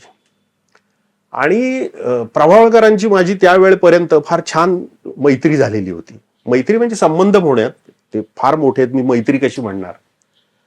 तर मी सरळ प्रभावळकरांच्याकडे गेलो आणि म्हणलं मला राजकुमार हिरानींकडे जायचंय, तुम्ही काही हेल्प कराल का. तर प्रभावळकर म्हटले करतो. त्यांनी कॉन्टॅक्ट केला राजकुमार हिरानींना की असा असा एक लेखक आहे आणि त्याला तुम्हाला भेटायचंय, काही होईल का. खरं पहिला फोन त्यांनी केला तो राजकुमार हिरानींचा असोसिएट असलेल्या राजेश मापुसकरला, की ज्यांनी आता पुढे व्हेंटिलेटर आणि आम्ही एकत्रच काम केलं ते सगळं. तर राजेशच्या थ्रू राजूला कॉन्टॅक्ट केला राजकुमार हिरानींना. तर हिरानी म्हटले अहो मी सध्या पुण्यातच एक स्क्रिप्ट लिहायला एक फार्म हाऊसवर येऊन बसलोय मुळशीच्या इथे, तर पाठवा त्या लेखकाला. मी राजकुमार हिरानींच्याकडे गेलो, म्हटलं असं असं माझ्या डोक्यात ही आयडिया आहे, ही स्क्रिप्ट आहे, ही कथा आहे वगैरे वगैरे. ओके. तर संध्याकाळी बोलवलं. ते म्हटलं चल जरा एक वॉक घेऊन येऊ आपण. वॉक घेऊन आलो, गप्पा मारल्या, निघालो. म्हटलं ते म्हणले उद्या येशील का याच वेळेला. म्हटलं येतो ना. असं एक 10-12 दिवस त्यांनी मला बोलवलं आणि नंतर ते मला म्हणाले की ठीक आहे आपण एकत्र काम करूया. मला असं वाटलं की ते गप्पा मारून थोडासा माझा अंदाज घेत होती की काय, मला नक्की माहित नाही, माझा अंदाज आहे. त्याच्यानंतर मी त्यांच्या बरोबर काम करायला सुरुवात केली. त्यावेळेला एकीकडे 3 इडियट्सचं लिखाण चालू होतं. मग त्यांच्या डोक्यात एक दुसरा विषय होता, तो त्यांनी मला सांगितला की ह्याच्यावर तू काम कर. मी ते काम करायला सुरुवात केली. काही कारणाने तो चित्रपट झाला नाही तर त्यांनाच असं वाईट वाटलं की अरे ह्यांनी इतकी मेहनत केली आणि ह्याचा सिनेमा काही होऊ शकला नाही. मग ते मला म्हणले की अरे माझा असोसिएट आहे राजेश मापुसकर, तो त्याची पहिली हिंदी फिल्म करतोय, तर ती मीच लिहिणार आहे, पण तू माझ्याबरोबर लिहिशील का. ती पहिली हिंदी फिल्म झाली फरारी की सवारी. मग असं करत करत मग आता आपल्या लिस्टवर दुसरं कोण आहे, आशुतोष गोवारीकर. मग गोवारीकरांना कॉन्टॅक्ट केला. वा. 3-4 विषय त्यांना सांगितले, सगळे विषय आवडले, पण प्रत्येक वेळेला एक विषय आम्ही करायला घ्यायचो आणि लक्ष द्यायचो तो दुसरा कोणीतरी करतंय. असं करत करत ते पानिपतवर आलं की नाही. मग पानिपत झाला. असं तो सिनेमाचं एकीकडे हे सगळं झालं. आणि परत इथे तोच मुद्दा आहे की सुरुवातीला तुम्हाला कोण माणसं भेटतात. म्हणजे राजकुमार हिरानी असतील, आशुतोष गोवारीकर असतील, नंतर सूरज बडजात्या यांच्या बरोबर मी हिंदी सिरियल केली. सिनेमा अजून मला त्यांच्याबरोबर करायला मिळालेलं नाही, पण माझी यादी टिकमार्क केली आहे मी.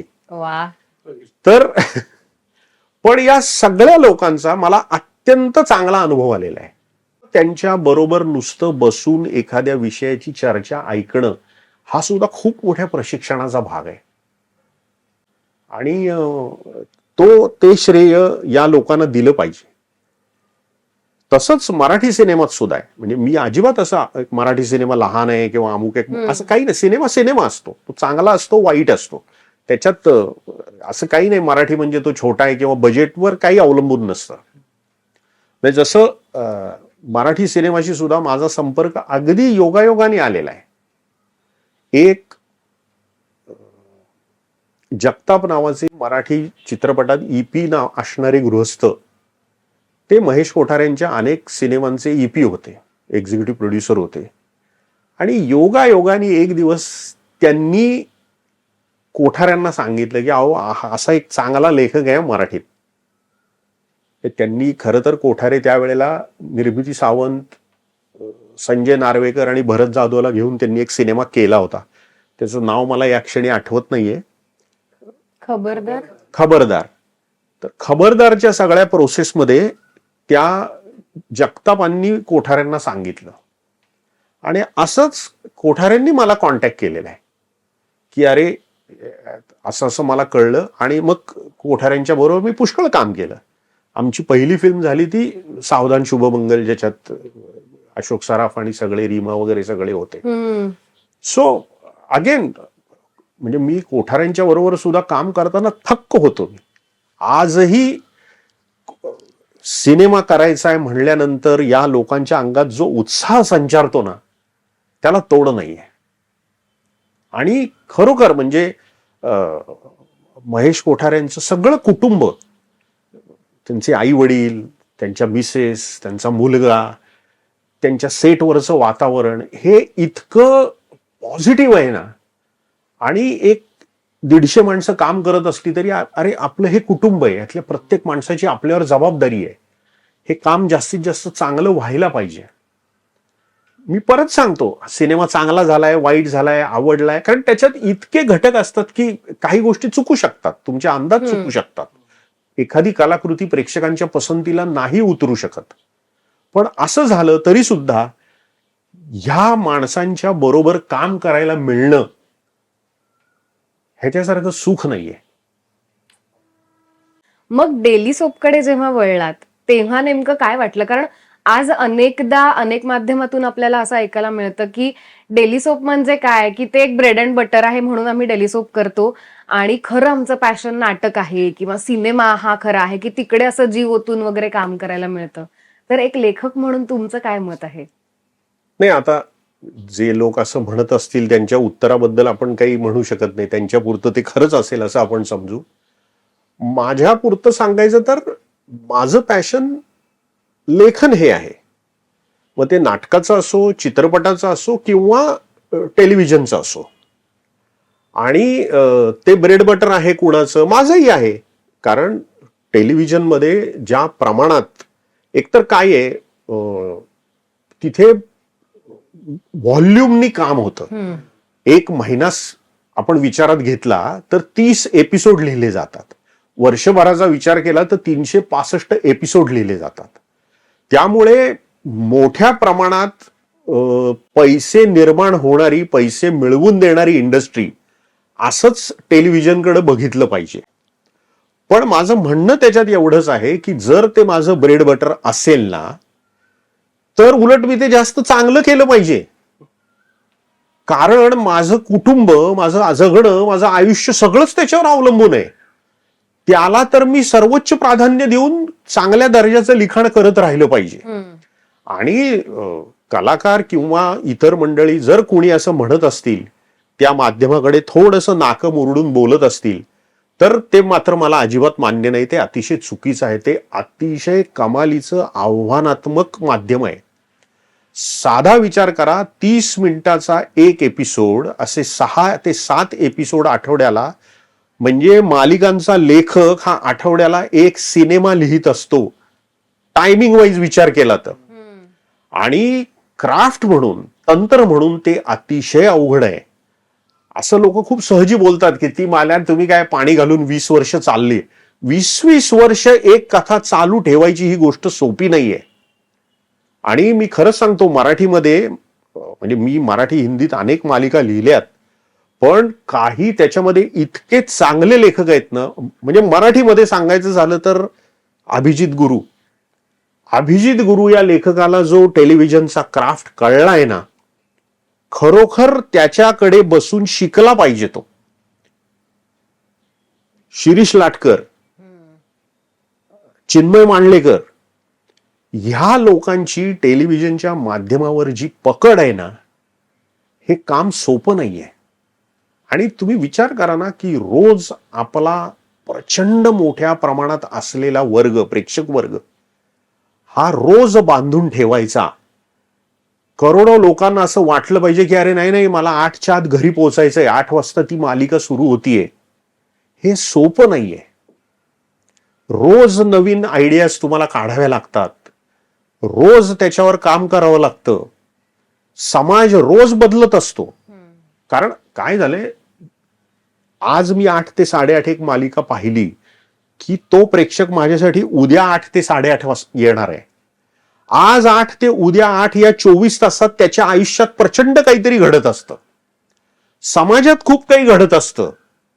ते सगळं असून सुद्धा त्याला 8 वाजता टीव्ही ऑन करायला लावायचा, अर्धा तास त्याचा काढून घ्यायचा आणि त्या अर्धा तासात त्याचं लक्ष दुसरीकडे वळू द्यायचं नाही. हे काम काय सोपं आहे काय? बाजारात काहीही बोललं जाऊ देत, लोक समजतात इतकी चॅनलची माणसांना काही कळत नाही वगैरे, हे खरं नसतं. ते अत्यंत हुशार असतात. मला चॅनलच्या लोकांचा अतिशय चांगला अनुभव आहे. ते जे काही सांगतात त्याच्या मागे काहीतरी अर्थ असतो. तो तुम्हाला पटो न पटो, पण ते सांगण्यामागे त्यांचं लॉजिक आहे. आणि असं बोललं जातं ना की हे मग काय आता तुम्ही काही पाणी घालताय वगैरे वगैरे. काही वेळेला हे खरंही असतं. तो व्यवसायाचाही भाग असतो, व्यवसायाचा. कधी कधी असं होतं की नवीन मालिका त्या जागी जी येणार आहे ती बनायला जरा वेळ लागत असतो, म्हणून हे थोडंसं वाढवावं लागतं. हे खोटं आहे सगळं, अशातला भाग नाही. पण हे सगळं करताना ह्याच्या मागे किती कष्ट आहेत, हे सगळं किती अवघड आहे. नटांचा जरी तरी तुम्ही विचार केला, अरे सरासरी 12-14 तास लोक हे शूटिंग करतात. आणि त्या माध्यमाची ताकद इतकी प्रचंड आहे ना. म्हणजे तुम्हाला टेलिव्हिजनचा इतिहास माहिती आहे की नाही मला माहित नाही. पहिल्यांदा जेव्हा टेलिव्हिजन आला ना अमेरिकेत, डेली सोप, तेव्हा आपल्याकडच्या सारखीच तिथे खूप टीका झाली.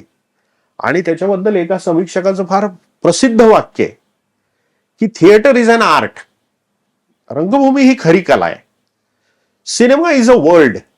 सिनेमामध्ये एक प्रतिसृष्टी निर्माण होत असते. But television is a mere furniture. 2 commercial break मधली जागा अडवणारं ते फर्निचर आहे, असं सुरुवातीला टीव्ही बद्दल बोललं गेलं होतं.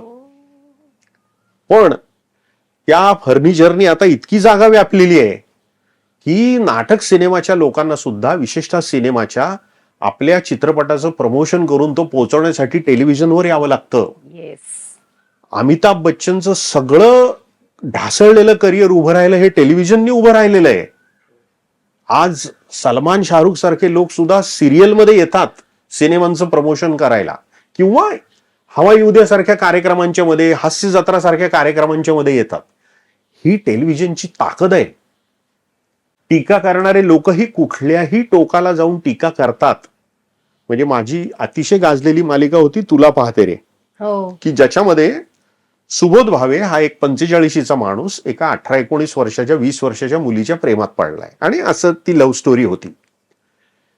सर्वसाधारणपणे मला जे मेसेजेस किंवा प्रतिक्रिया यायच्या त्या या होत्या, तुमच्या मुलीने असं काही केलं तर तुम्हाला चालेल का? आता ह्या प्रश्नाचं उत्तर मी काय देणार? इथपासून ते या लेखकाला समुद्रात बुडवला पाहिजे, चापकानी फटके मारले पाहिजेत, असं काहीही येतं. पण ह्या बरोबरीने, कारण वी लव्ह टू हेट, आपल्याला कोणाचाही द्वेष करायला हल्ली वातावरण असं आहे ना की फार आवडतं.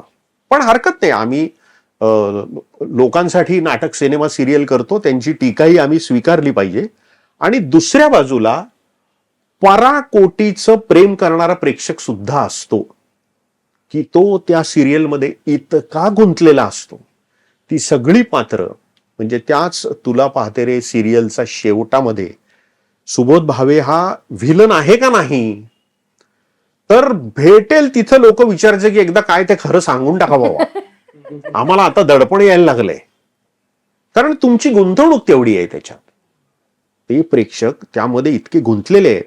अनेक तुम्ही बघा, दागिन्यांच्या फॅशन्स, कपड्यांच्या फॅशन्स, अरे चित्र विचित्र कुंकू लावण्याची फॅशन ही हिंदी सिरियल मधून सुरू झालेली आहे. आणि टेलिव्हिजनमुळे एका प्रमाणात संस्कृतीचं सपाटीकरण झालं. पूर्वी चंद्रपूर आणि पुणे मुंबईमध्ये जी गॅप होती ना, आता सर्व ठिकाणच्या बायका आणि कुटुंब एकच टीव्ही सिरियल बघतात. त्याच्यामुळे अभिरुचीत फरक पडत गेलाय. नाही तर पूर्वी ते जग इतकं तुटलेलं होतं त्या दोन जगांमध्ये इतकी तफावत. आता काय होतं, एकच फॅशन मुंबईतली बाई बघते आणि चंद्रपूर मधली बाई बघत असते. हा टेलिव्हिजनचा चमत्कार आहे. पूर्वी नाही तर हे होत नव्हतं ना. आता सगळ्यांना एकच गोष्ट बघायला मिळते, जो काही परिणाम चांगला वाईट व्हायचा आहे तो घेणाऱ्यावरही अवलंबून असतो. एखाद्यावर चांगला होतो, एखाद्यावर वाईट होतो. पण टेलिव्हिजननी हे झालंय की सगळा मराठी समूह आणि त्यातल्या त्यात इतर चॅनलच्या, विशेषतः हिंदीच्या तुलनेत मराठी मालिका या पुष्कळ चांगल्या असतात. कारण हिंदी जगच थोडंसं रिग्रेसिव्ह आहे.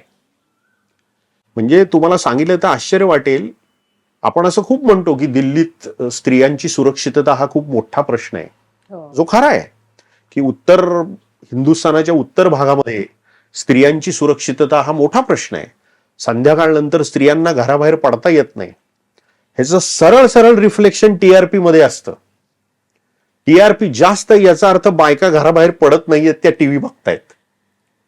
हा सोशल आस्पेक्ट कुणी त्याचा लक्षात घेत नाही. आपल्याकडे काय होतं, आपण मुलांना सांगतो तू संध्याकाळचा खेळायला जा. आता मैदानं उरली नाहीत हा भाग वेगळा.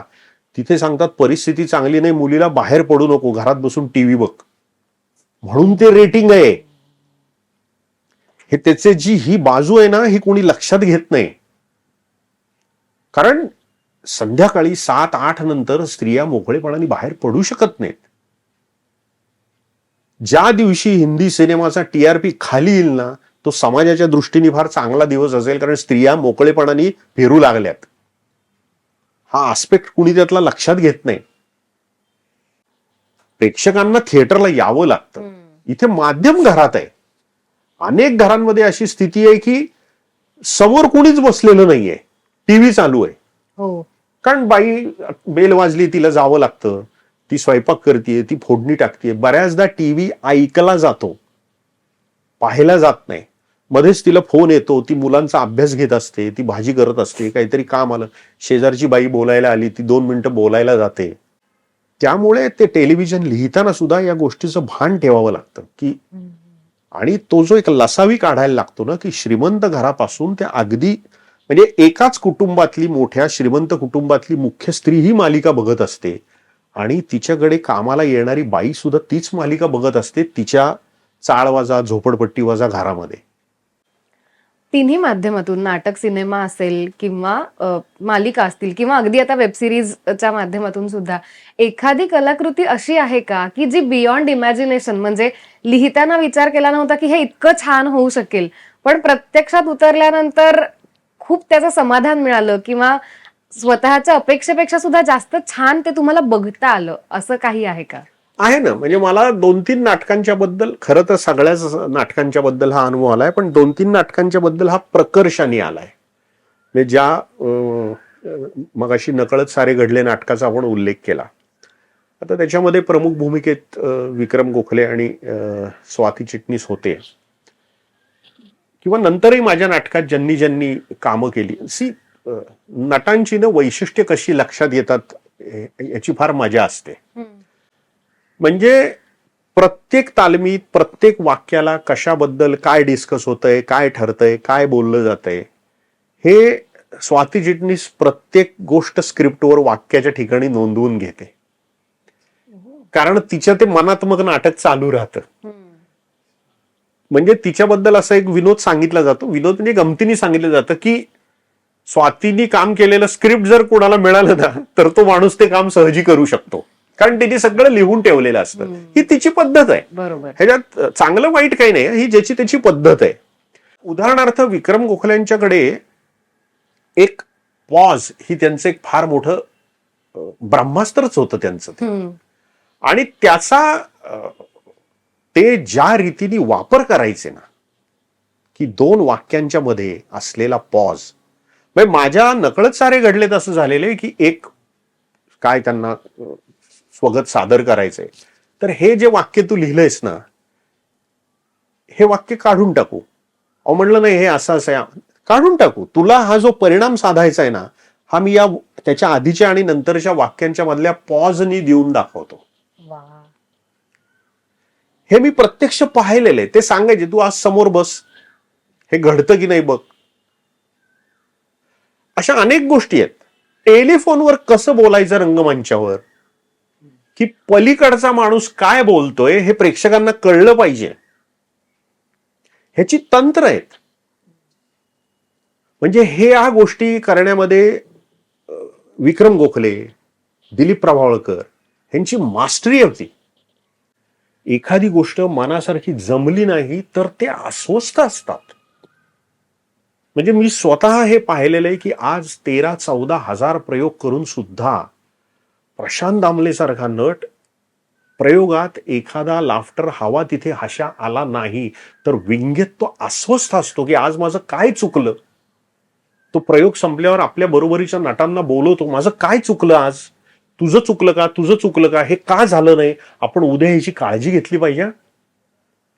उगच 15-15 हजार प्रयोग होत नाहीत.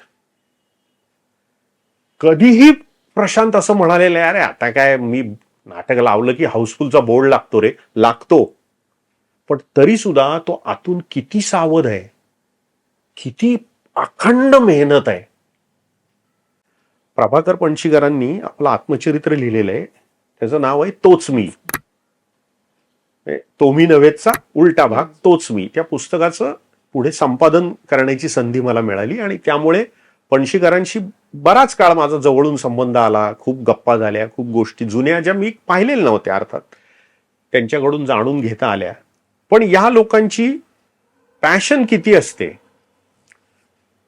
उतार वयामध्ये प्रभाकर पणशीकरांना हार्ट अटॅक आला होता आणि त्यांची बायपास सर्जरी करायची ठरली. त्यांना लीलावती हॉस्पिटलमध्ये का हिंदूजा हॉस्पिटलमध्ये, आता या क्षणी माझ्या लक्षात नाही, बहुतेक लीलावतीमध्ये त्यांना ऍडमिट केलं होतं. आणि त्यावेळचे अतिशय प्रसिद्ध सर्जन डॉक्टर नीतू मांडके पुढे दुर्दैवाने गेले. ते त्यांची बायपास सर्जरी करणार होते. स्ट्रेचरवरून पणशीकरांना ऑपरेशन थिएटरमध्ये नेत असताना काही मंडळी जमली होती आणि मांडके आले आणि मांडक्यांनी पणशीकरांना धीर दिला पेशंटला की तुम्ही काही काळजी करू नका, हे ऑपरेशन मी रोज भरपूर ऑपरेशन करतो, छान होईल तुमचं सगळं, अजिबात टेन्शन घेऊ नका तुम्ही. आणि पणशीकरांचं उत्तर होतं की डॉक्टर इथं वर काय लिहिलंय, ऑपरेशन थिएटर. थिएटर आहे ना, तिथं मला काही होणार नाही. एवढंच नव्हे तर त्यांनी सांगितलं की आजपासून 1 महिन्यानंतर मी नाटकाच्या प्रयोगाला स्टेजवर उभा राहतो की नाही बघा. आणि त्यांनी केला प्रयोग. हे या लोकांचं डेडिकेशन आहे.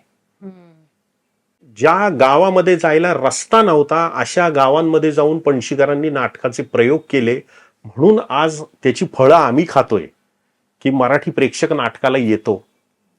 या लोकांनी पैशाचा विचार केला नाही, यांची कुटुंब सफर झाली बऱ्याच प्रमाणात, पण आपलं नाटक हे जास्तीत जास्त लोकांपर्यंत पोचलं पाहिजे. कुठल्याही सोयी नव्हत्या, सुविधा नव्हत्या, सवलती नव्हत्या, बसनी प्रवास, वेळोवेळी खाणं पिणं, चांगल्या दर्जाच्या राहायच्या, कुठेही मंगल कार्यालयात उतरायचं, रात्री 2 वाजता 3 वाजता प्रयोग संपल्यावर मिळेल ते जेवण जेवायचं. असं करून या लोकांनी हजारो प्रयोग करून अनेक गावं नाटकाची सेंटर्स म्हणून उभी केली.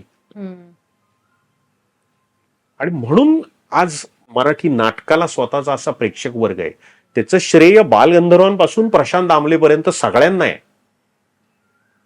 एक लेखक म्हणून वेगवेगळ्या माध्यमांमध्ये काम करत असताना आज आपण जेव्हा बघतो की एक प्रेक्षक वर्ग आपला सेट झालेला आहे आणि सगळ्या लेखकांची पण एक क्वालिटी मेंटेन राहिलेली आहे, पण याच्या पुढच्या काळामध्ये की जेव्हा मराठी शाळांकडे दुर्लक्ष केलं जातंय किंवा मराठी पालकांकडूनही ते होतंय असं आपण म्हणूया, तर या पुढच्या काळात लेखकांची नेमकी काय परिस्थिती असेल? पुढच्या पिढ्यांच्या बद्दल परिस्थिती चिंता करावी अशीच आहे. म्हणजे एकतर एका बाजूनी मराठीचा वापर कमी होत चाललाय, मराठी शाळा मोठ्या प्रमाणात बंद पडतायत. आर्थिक लाभासाठी असेल, त्यात गैर काही नाही, पण बहुसंख्य पालकांचा कल आपली मुलं इंग्रजी माध्यमात जावीत याकडे आहे, त्यात गैर काही नाही. पण हे करताना मराठी भाषेच्या बद्दल आपण दक्ष असलं पाहिजे. घरामध्ये तरी ती नीट बोलली गेली पाहिजे, वाचली गेली पाहिजे. पण याच्यात तुम्ही साधा जर आढावा घेतलात ना, तर आज मराठी नाटकात काम करत असलेल्या बहुसंख्य कलाकारांची मुलं ही आई वडिलांचं नाटक आहे म्हणून बघायला येतात, अदरवाईज नाटक बघायला येत नाहीत. इतकंच नव्हे तर त्यातल्या अनेकांचा मराठीशी संपर्क आता तुटत चाललेला आहे. मुंबईसारख्या ठिकाणी, हे थोडंसं बोलणं मुंबई सेंट्रिक होतंय हे मला कळतंय, पण मुंबईसारख्या ठिकाणी हिंदी इंग्रजी याचा मिक्स प्रभाव इतका आहे ना की अरे काल माझ्याबरोबर काय झालं माहितीये का, ये मेरे साथ क्या हुआ याचं भाषांतर आहे मराठीत. माझ्या बरोबर काही होत नाही, हे मेरे साथचं भाषांतर आहे. माझ्या बाबतीत काय घडलं हे मराठी आहे. पण हा जो प्रभाव आहे, आणि त्याच्यामुळे होतं काय की आता खरोखरच पुढच्या काळात मराठी नाटक नेमकी कुठल्या भाषेत सादर होणार, ते नेमकं बघणारा प्रेक्षक वर्ग कोण आहे, त्याची भाषा काय आहे, त्याला आमची भाषा तरी त्याला कळणार आहे का, हे सगळे प्रश्न आहेत. म्हणजे थिएटरची चिंता नाहीये, भाषेबद्दल मी बोलतोय. म्हणजे तुम्हाला आश्चर्य वाटेल, जगभरामध्ये आता एक मोठा ट्रेंड आहे जो मराठीतही पाहायला मिळतोय की स्क्रीनचं ऍडिक्शन खूप वाढत चाललंय, आणि त्याला एक काउंटर रिॲक्शन म्हणून लाईव्ह एंटरटेनमेंटला सध्या फार बरे दिवस आलेत. हा योगायोग नाहीये की सध्या बघावं तिथं स्टँडअप कॉमेडियन उभे राहिलेत. ह्याचं कारणच सतत स्क्रीनशी संबंध असल्यामुळे दुसऱ्या बाजूनी आतून अरे जिवंत काही पाहायलाच मिळत नाहीये, ही प्रतिक्रियाच नकळतपणे येते, आणि हे जगभरात घडतंय. त्यामुळे तुम्ही बघा, अनंत प्रकारचे लाईव्ह कार्यक्रम होत आहेत, कविता वाचनाचे कार्यक्रम होतात, ऐतिहासिक काहीतरी शिवव्याख्याते असं म्हणून काहीतरी सादर करणारी माणसं असतात, गाण्यांचे कार्यक्रम सततच होत असतात, किंवा अशा पद्धतीचे टॉक शो वजा कार्यक्रम की कुठल्या तरी एखाद्या कलाकारावर, साहिर लुधियानीवरच कार्यक्रम केलाय, किंवा मुक्ता बर्वे आता जसं ते भाई एक पत्र हवंय, एक कविता हवी आहे, पत्र नाही कविता हवी आहे, अशा पद्धतीचे कार्यक्रम होतात, किंवा ज्याचा त्याचा विठ्ठल सारखा एखादा कार्यक्रम होतो. तर ही एक रिॲक्शन आहे की एका बाजूला स्क्रीनचं प्रचंड व्यसन, सगळंच स्क्रीनमध्ये आहे, त्याच्यामुळे जिवंत करमणुकीची किंवा अनुभवाची असलेली ओढ हे एकाच वेळी घडतंय. पण याची भाषा काय असणार आहे हा मात्र चिंतेचा विषय आहे. आणि त्याच्याबद्दल अतिशय साध्या साध्या गोष्टी सुद्धा नवीन काय म्हणत आपण, नाटकात, चित्रपटात, मालिकांमध्ये काम करायला येणाऱ्या ज्या नटनट्या आहेत किंवा चॅनल्समध्ये काम करणारी काही मंडळी आहेत, त्यांना त्यांचं मराठीचं अज्ञान पाहून थक्क व्हायला होतं. म्हणजे मध्यंतरी एका मालिकेसाठी असं येतं ना की ऑडिशन्स घ्यायच्यात, चाचणी आहे, तर एखादा ग्रामीण मुलीचा काहीतरी तो रोल असावा, तर तुम्ही जरा एखादा ग्रामीण पीस सजेस्ट करा ना की जो ती करून दाखवेल, आणि मग आम्हाला कळेल की ही ग्रामीण बाजाचं काम कसं करते. तर आता कुठे हे करायचं पटकन, म्हणून मी माझ्याकडे व्यंकटेश माडगूळकरांचं एक पुस्तक होतं, त्याच्यात एका पानाचा फोटो काढला आणि म्हटलं हे ग्रामीण हे आहे, तर त्याच्यावर त्या कथेचं नाव व्यंकटेश माडगूळकर वगैरे लिहिलेलं होतं. तर त्या मुलीने विचारला, नवीन लेखक आहेत का, कधी नाव ऐकलेलं नाही. आता तिचा दोष नाही, समाज कमी पडलाय ना तिच्यापर्यंत व्यंकटेश माडगूळकर पोहोचवायला. बर तिलाही कधी काही वाटलं नाही की अरे आजूबाजूला काय चाललंय. अनेक मराठी घरं अशी ज्यांच्याकडे मराठी वर्तमानपत्र सुद्धा येत नाही, ही परिस्थिती आहे. बर बहुसंख्य वर्तमानपत्रही अशीच आहेत की ती घेऊच नाहीत या दर्जाची झाली आहेत, हा भाग वेगळा. पण इतकी जर परिस्थिती असेल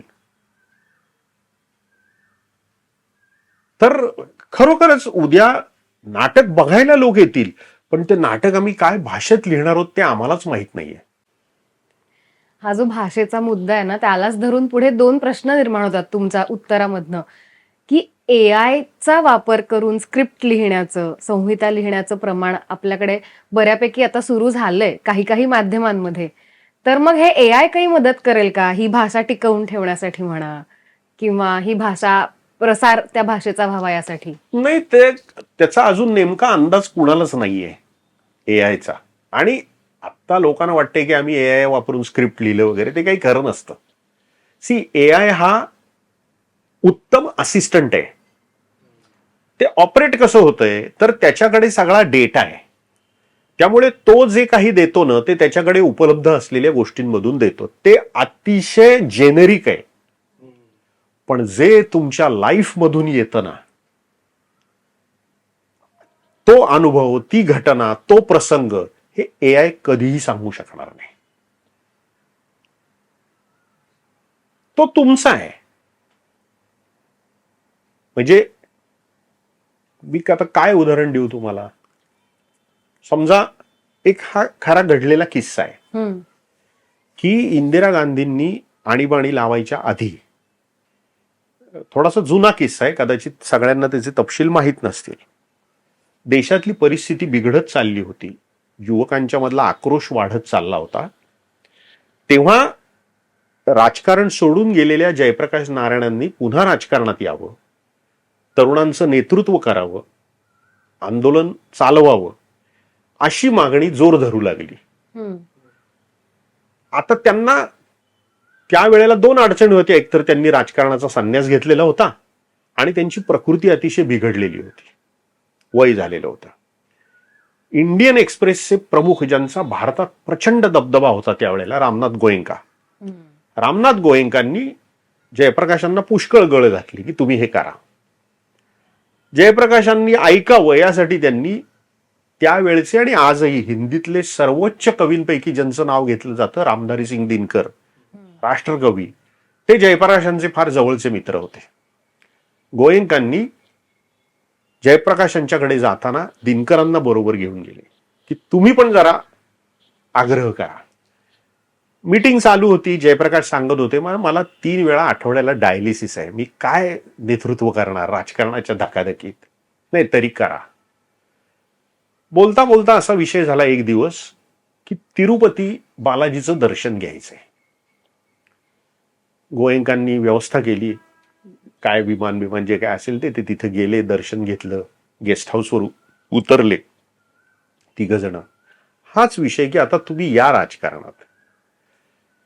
दर्शन घ्यायला ज्या वेळेला हे 3 जण गेले होते तेव्हा रामधारी सिंग दिनकरांनी तिरुपतीच्या बालाजी समोर हात जोडून असं म्हटलं की देशाला जयप्रकाश नारायणांची इतकी गरज आहे की देवा, त्यांची प्रकृती खालावतीये, माझं आयुष्य त्यांना मिळू दे.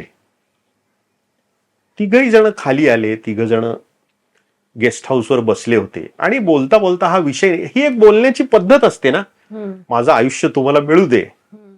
तर दिनकर म्हणाले, हे मी मनापासून म्हणतोय. आणि विश्वास ठेवा, त्या क्षणी दिनकर कोसळले आणि जयप्रकाश नारायणांच्या मांडीवर त्यांचा प्राण गेला. ह्या एका घटनेने जयप्रकाशांनी निर्णय घेतला की नाही, मला आता उतरलं पाहिजे. ते उतरले, त्यांनी आंदोलन केलं, इंदिरा गांधींचा पराभव झाला. हे मी का सांगतोय, मला इतिहासात जायचं नाही. एखाद्या माणसाला राजकीय आंदोलनात उतरवायचं आहे असा जर सीन असेल, हा सीन एआय कधीही सजेस्ट करू शकत नाही. हे लाईफ मधून आलेलं आहे. एस गुरुमूर्ती म्हणून जे इंडियन एक्सप्रेस ग्रुपशी खूप जवळ असलेले एक मोठे सीए आणि टॅक्स कन्सल्टंट, भारतात पत्रकार आणि सगळंच त्यांचं नाव खूप मोठं आहे, त्यांच्या पुस्तकात हा किस्सा आहे जो मी आत्ता सांगितला. आता एआय तुम्हाला हे सोल्युशन कधी देऊ शकत नाही. आपल्याकडे आता चित्रपट, नाटक, मालिका तर चांगल्या वेगवेगळ्या विषयांवरच्या येत आहेत, पण तरीही पूर्वीच्या काळामध्ये जेवढं पुस्तकांच्या लेखकांना प्रसिद्धी मिळत होती तेवढी आता पुस्तकांच्या लेखकांना प्रसिद्धी मिळत नाहीये, की लेखक फक्त याच 3 माध्यमांमध्ये किंवा 4 माध्यमांमध्ये आहेत आणि पुस्तकं लिहित नाहीयेत. नाही, मराठीमध्ये अतिशय उत्कृष्ट पुस्तकं लिहिली जातात आणि असं अजिबात नाहीये की काय आहे. त्यातले 2-3 मुद्दे लक्षात घ्या की हे एक म्हणण्याची प्रथा आहे की पूर्वी फार चांगले लेखक होतेच, पण ते कसं आहे की यंदा उन्हाळा खूप जास्त आहे असं म्हणण्यासारखं आहे. दुसरी गोष्ट, ज्यांना आपण आत्ता चांगले लेखक त्यावेळेचे होते म्हणतो ना, त्यांनी त्या काळात मारच खाल्लेला आहे. त्यावेळेला त्यांना कुणीच चांगलं म्हणत नव्हतं. हळूहळूच त्यांनाही मान्यता मिळालेली आहे. हम्म. म्हणजे मगाशी मी अश्रूंची झाली फुले नाटकाचा उल्लेख केला. अरे आमच्या समीक्षणामध्ये 4 ओळी वाईट लिहून आल्या तर आम्हाला त्रास होतो. अश्रूंची झाली फुले या नाटकाचं परीक्षण आचार्य अत्र्यांनी जे लिहिलंय ना, त्याचं टायटल आहे डुकरिणीला झाली पिले. कट्यार काळजात घुसली या नाटकाचा पहिला प्रयोग लांबला, 4.5 तास चालला. त्याच्या परीक्षणाचं शीर्षक होतं कट्यार घड्याळात घुसली.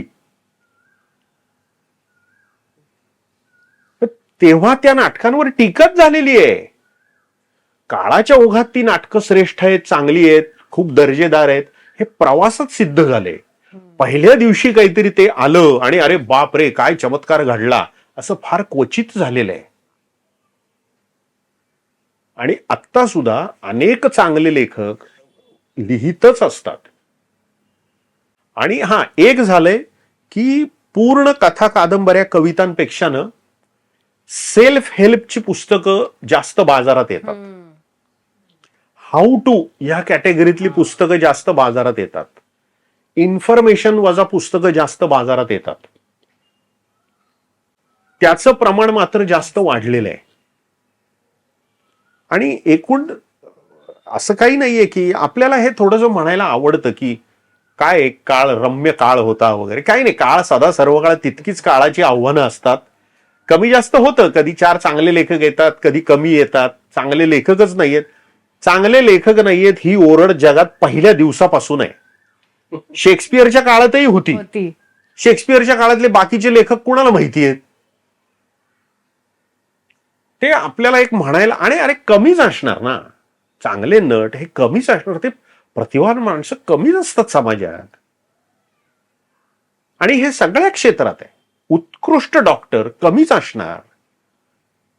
त्यामुळे या सगळ्या गोष्टी खूप कशा कॉम्प्लेक्स आहेत. आज एकीकडे विंदा करंदीकरांना सर्वश्रेष्ठ कवींच्या पैकी मराठीतले एक आहेत, वादच नाही. ज्ञानपीठापर्यंत त्यांचं नाव कोरलं गेलंय, वादच नाही. काव्यसंग्रह किती विकले गेले आणि वाचले गेले आपल्याला नावं माहिती आहेत, पण प्रत्यक्ष काव्यसंग्रह वाचलेले लोक किती आहेत? अलीकडे पुस्तकं विकत घेणं हे एक फॅशन झालेली आहे. माणसं पुस्तकं विकत घेतात, जमेल तेव्हा वाचू म्हणतात.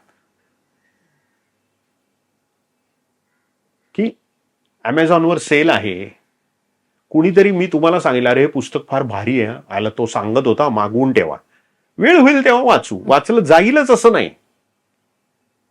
त्यामुळे एकीकडे असं दिसतं की पुस्तक प्रदर्शनांमध्ये लाखाच्या विक्रीचे आकडे येतात की पुस्तक जत्रा भरली, काहीतरी झालं, लिटफेस्ट झाली, लाखांनी पुस्तकं विकली गेली. पण त्या प्रमाणात ती वाचली जात आहेत का हा एक प्रश्न आहे. म्हणजे मला फार कुतूहल असतं ह्याचं. मी अनेकांना हा प्रश्न विचारलाय. हायएस्ट बेस्ट सेलर, सगळ्यात जास्त खपाच्या आकड्याची जी मराठीतली पुस्तकं आहेत ना, त्यात एक श्यामची आई आहे. पण आपण जर जवळच्या माणसाला विचारलं ना, तुझ्याकडे श्यामची आईची कॉपी आहे का, मला पाहिजे, तर ते मिळतच नाही. मग हे नेमकं विकत घेतलंय कोणी? गोष्टी लिहिणारा किंवा कथा लिहिणारा लेखक हा तितकाच उत्तम कथा कथनकार सुद्धा असतो असं आम्हाला या एपिसोडमध्ये जाणवलेलं आहे. आणि प्रेक्षकांसाठी महत्वाची गोष्ट म्हणजे ही की आम्ही नेहमीच म्हणत असतो की गप्पा गोष्टी आणि माहितीचा खजिना पॉडकास्टच्या डबोल्याच्या माध्यमातून आपल्याला समोर उलगडत असतो. तर आजच्या एपिसोडमध्ये हे सगळं आहे, गप्पा गोष्टी आणि माहिती सुद्धा आहे.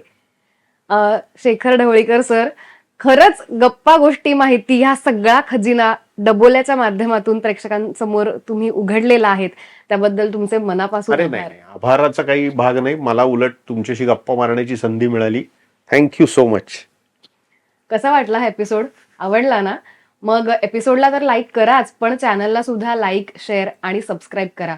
आणि हा एपिसोड कसा वाटला त्याबद्दलच्या कमेंट बॉक्समध्ये नक्की पाठवा.